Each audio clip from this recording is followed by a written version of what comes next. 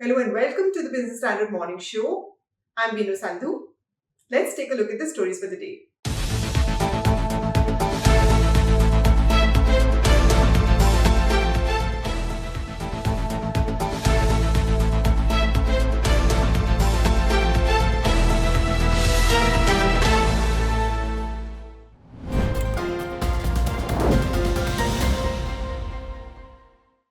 What the world needs now is people who see healthcare a little bit differently.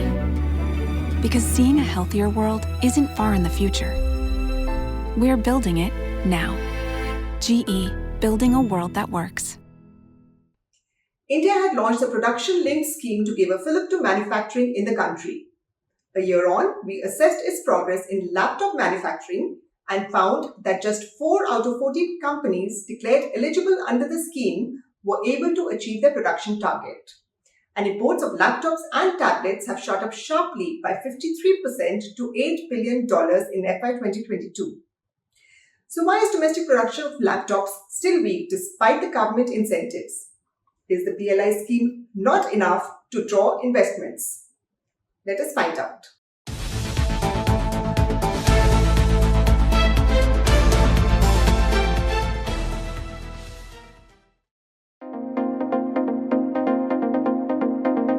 Prime Minister Narendra Modi rode to power with the promise of Vikas or development. And just 4 months after taking the oath on September 25, 2014, he launched the Make in India mission at Vigyan Bhavan in New Delhi. The aim was to take the share of the manufacturing sector in GDP to 25% by 2022, up from the then 15%. 8 years on, the share of manufacturing in GDP is 17% now, way below the target of 25%. It still is a work in progress. The Make in India push got a shot in the arm in 2020 when the government launched Production-Linked Incentive Scheme. It was later expanded to include more than a dozen sectors with an estimated outlay of 2.75 trillion rupees.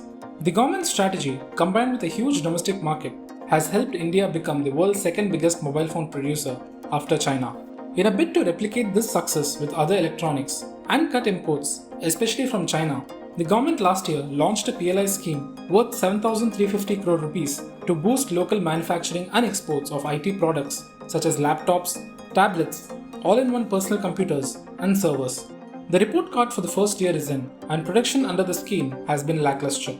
Only 4 of the 14 eligible players under the scheme in the first year of operations have succeeded in meeting their production targets and will receive incentives. Business Standard reported on Tuesday that at least one global player is already planning to move out of the scheme after the second year because it feels the PLI scheme is not attractive enough. The imports of laptops and tablets shot through the roof as local production remained way short of expectations. They have gone up sharply by over 53% from $5.2 billion in FY21 to $8 billion in FY22. This comes amid strong demand for laptops, especially in the IT sector. China accounts for over 72% of all laptop and tablet imports by value. But there is a silver lining. According to market research from Canalys, India's PC shipments jumped by 48% in the first quarter of this calendar year to a record 5.8 million units. India now accounts for 5% of global PC shipments, compared with just 3% 2 years ago. Around 18% of all PCs sold in India are now manufactured locally, Canalys says. But here too, a majority of the components used in making PCs are imported. There is no duty on imports of laptops and IT products, as India is a signatory to the World Trade Organization's Information Technology Agreement, or ITA, which India joined in 1997. The plurilateral agreement covers a large number of high technology products, including computers, telecom equipment, semiconductors, semiconductor manufacturing and testing equipment, scientific instruments, as well as most of the parts and accessories of these products. Mobile phones do not come under ITA. India on its part says its experience with the ITA has been most discouraging, almost wiping out the IT industry from the country. The real gainer from the agreement, it says, has been China. In 2015, the government said that ITA has proved to be a barrier to the domestic electronic manufacturing sector's growth. Manufacturing of laptops and desktops has been a very sad story. After the ITA 1 was signed in 1997, we have watched over the destruction of this industry, manufacturing industry, for the last, and the industry almost came to an end by 2010. So we have virtually no manufacturing industry left. Whatever plants are there are producing at very low percentages. and it has been an unmitigated disaster. The largest segment in electronics is smartphones, which is over $500 billion. But IT hardware, laptops, desktops is not a mean number. It's around $240 billion. So it should have had the second highest priority. We had squarely represented that PLI is not adequate and it will not work. And in their wisdom or lack of it, we went ahead with it, and the results in front of us. Well, India's demand is very tiny. We have to always look at the world market.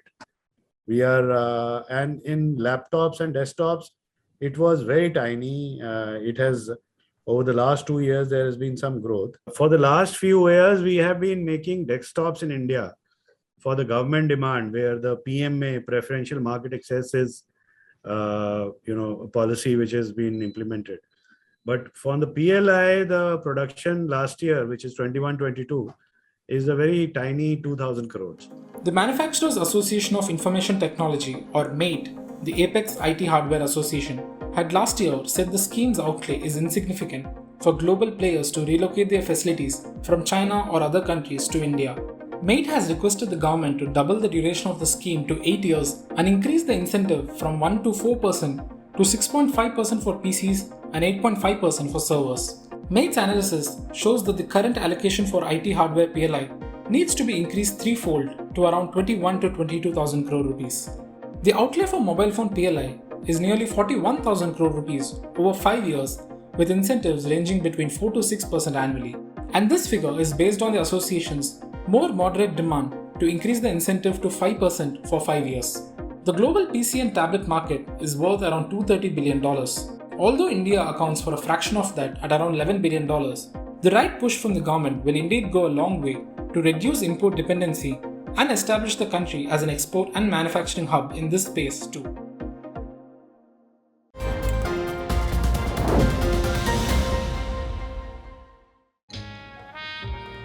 सब अच्छी दिख रही हैं यार, कौन सी खरीदूं? ये तो वही बात हुई, 4000 शेयर्स लिस्टेड है, कौन सा लूं? वो तो सबसे आसान है। तुझे 5 पैसा नहीं पता? अब तो सबको पता है। 5 पैसा पर है 4000 स्टॉक्स की रिसर्च, टेक्निकल टूल्स और इन्वेस्टमेंट आइडियाज। डाउनलोड 5 पैसा नाउ। अब तो सबको पता है, investing made easy and rewarding with 5 paisa. Investments in securities market are subject to market risks. Read all the related documents carefully before investing.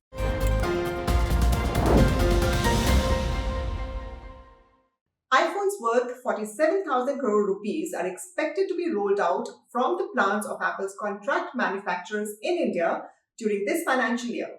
Meanwhile, on Monday, in a departure from the past, Apple lifted the curtain on its latest processor, the M2, and its upgraded laptops at its worldwide developer conference, where it used to unveil only software.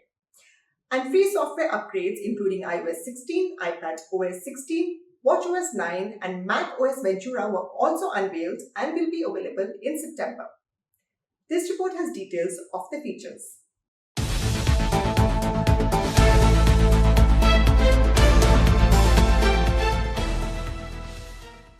Let us begin with the much-awaited iOS 16. First, the not-so-good news: those using iPhone 7 or earlier version will not be able to upgrade to iOS 16.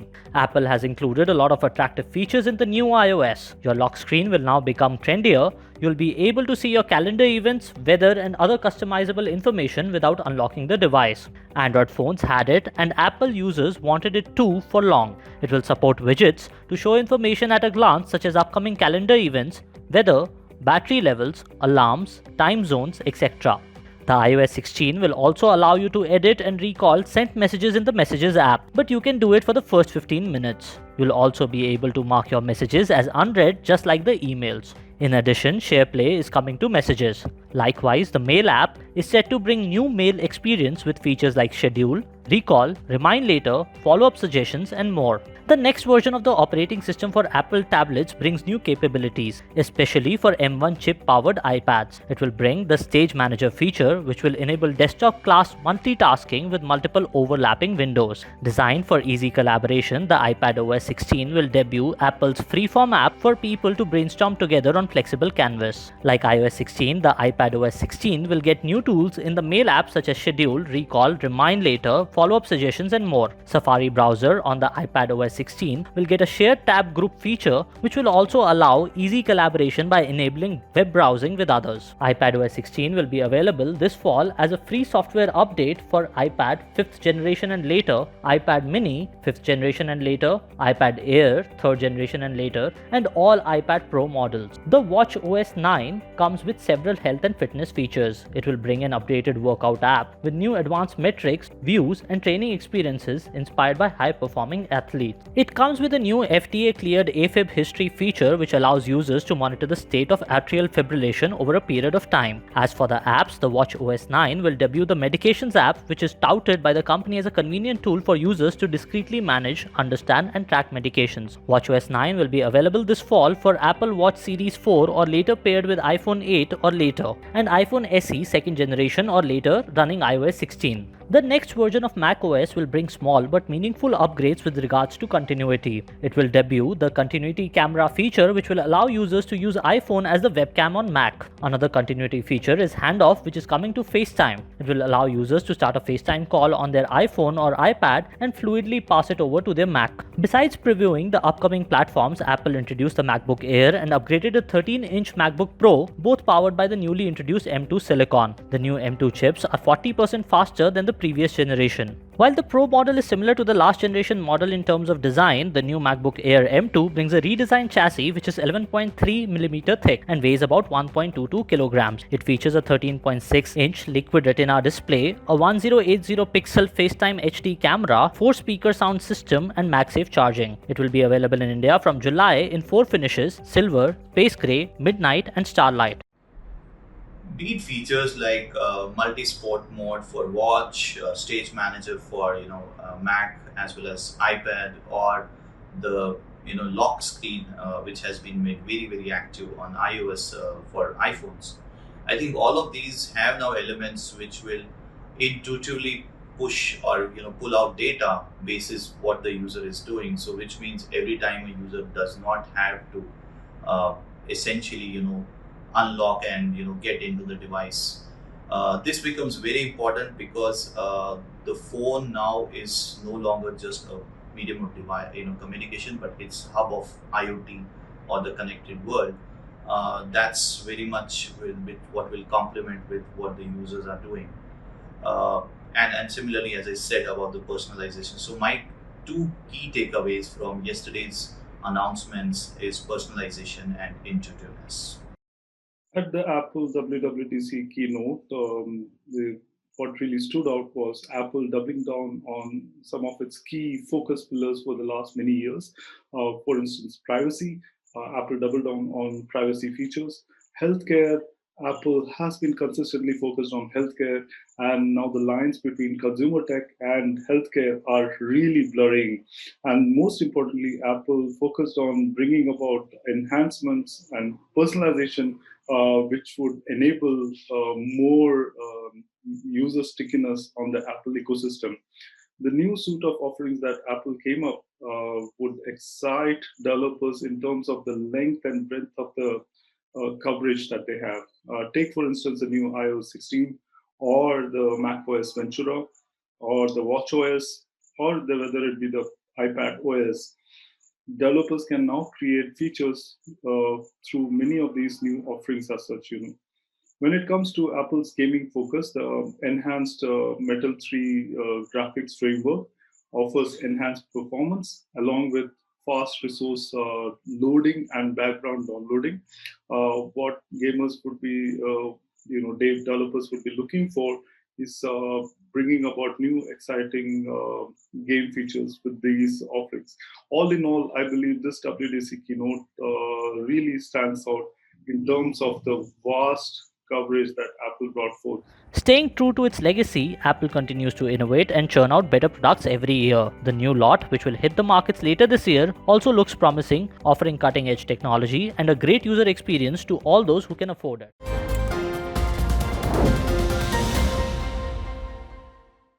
यार मत पूछ यार, फिर से stocks में फंस गया। तो स्टॉक्स के साथ बॉन्ड्स, इंश्योरेंस, गोल्ड में बैलेंस कर। इसमें बहुत तामझाम है। तुझे 5 पैसा नहीं पता?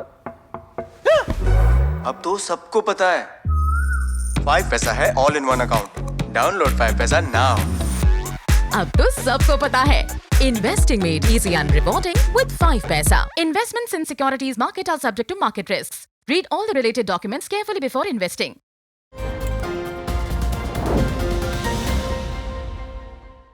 From the US giant Apple, let's turn to India's insurance behemoth, LIC. Rising interest rates usually leave a positive impact on insurance stocks, but it also depends on the rate of return fixed by the insurance companies. Dalal Street's latest entrant, LIC, however, has been on a negative slope even in rate hike scenarios. So after a 21% fall from its issue price, will the stock slip further or will it bounce back? Let's find out.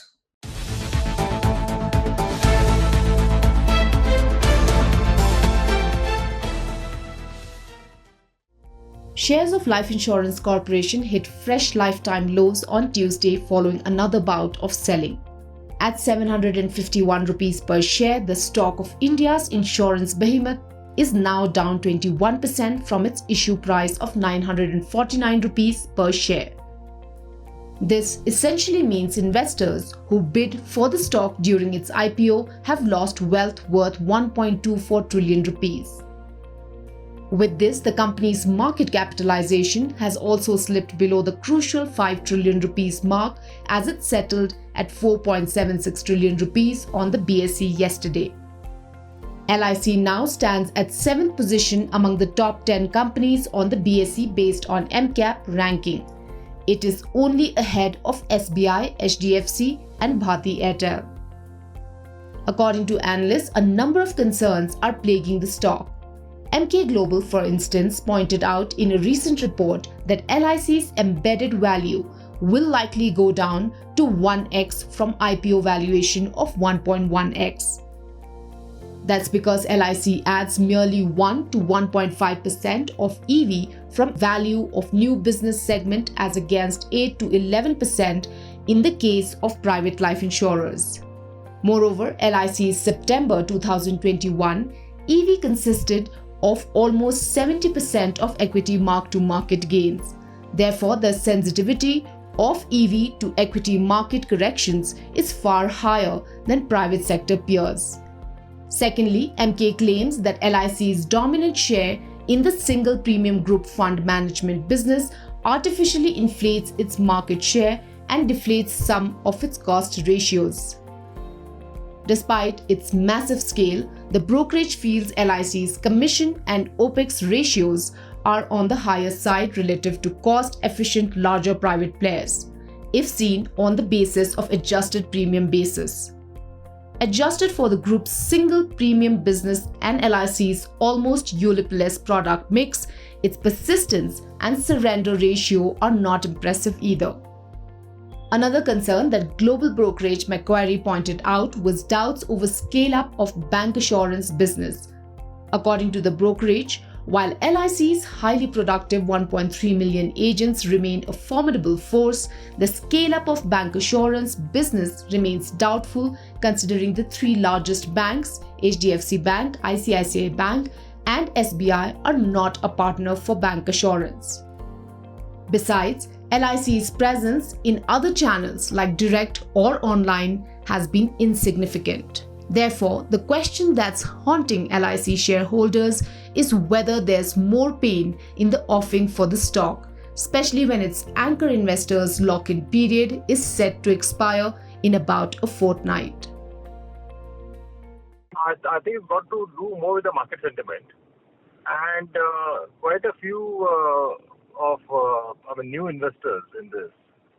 Yeah, and it's quite natural. Generally, if you look at any issue, any public issue, IPO, which opens in the negative and remains there for a while, and now it's been a while now for this LIC, about a month.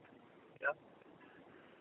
So if it remains like that, then typically you see a further correction, and at the same time, if the earnings had something surprising on the positive, that could have possibly helped the stock.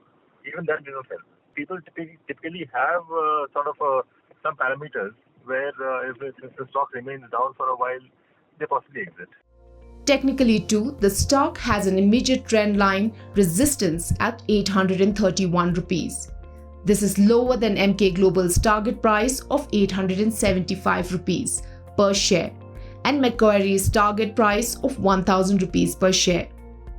The near-term trend for LIC therefore remains somber, with nervousness in the market further dismantling any likely rally in the stock. On Wednesday, all eyes will be on the Reserve Bank of India's monetary policy outcome. The markets are penciling in a repo rate hike of up to 50 basis points, but they will eye the central bank's fresh outlook on inflation and GDP growth for FY23.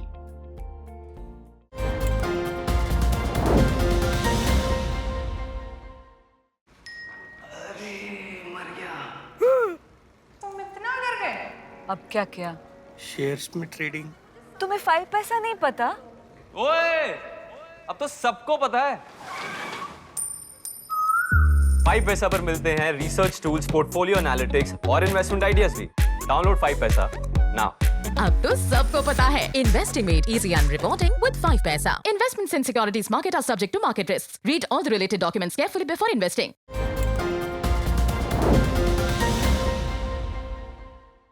One of the triggers which roiled the Indian markets was the decision of the US Federal Bank to nudge up its interest rates, since inflation had jumped to 8.5% for the first time in 4 decades. Worldwide, central banks resort to rate hikes to check inflation. But does it always work? Our next report explains.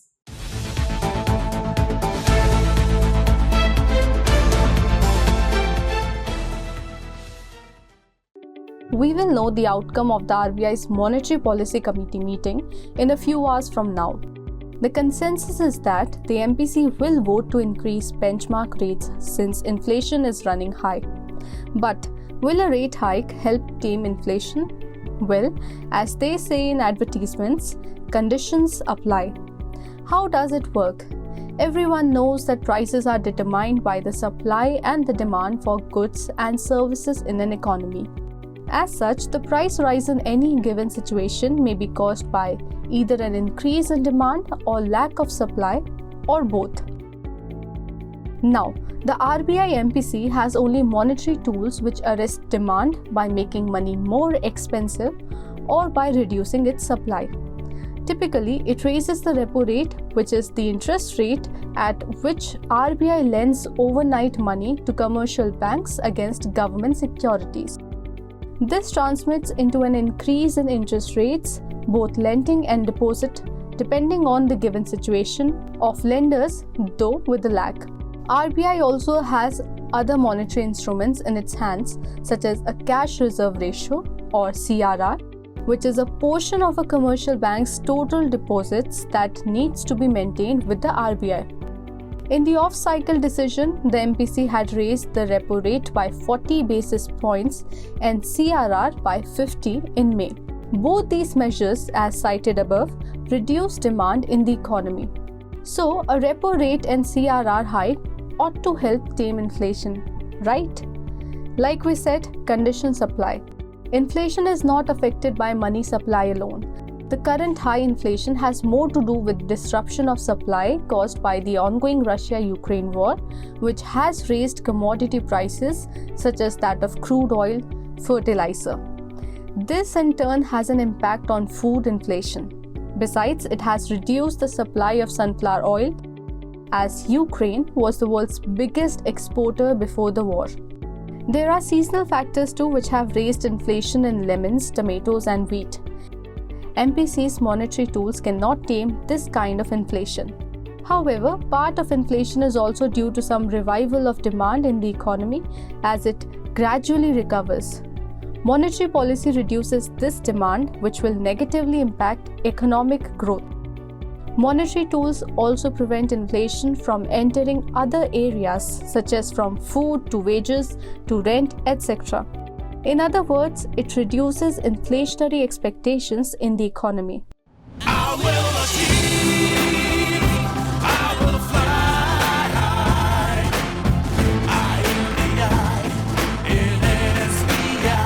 I'm backed by the nation's trusted bank, SBI, the banker to every Indian. A repo rate hike by the RBI makes borrowing costlier for people. It also rattles the real estate sector since most banks raise home loan rates as they pass on the impact to consumers. That's all for today. For more news and analysis, please log into our website www.business-standard.com, and we'll also be back tomorrow morning with more. Stay tuned and thank you for watching.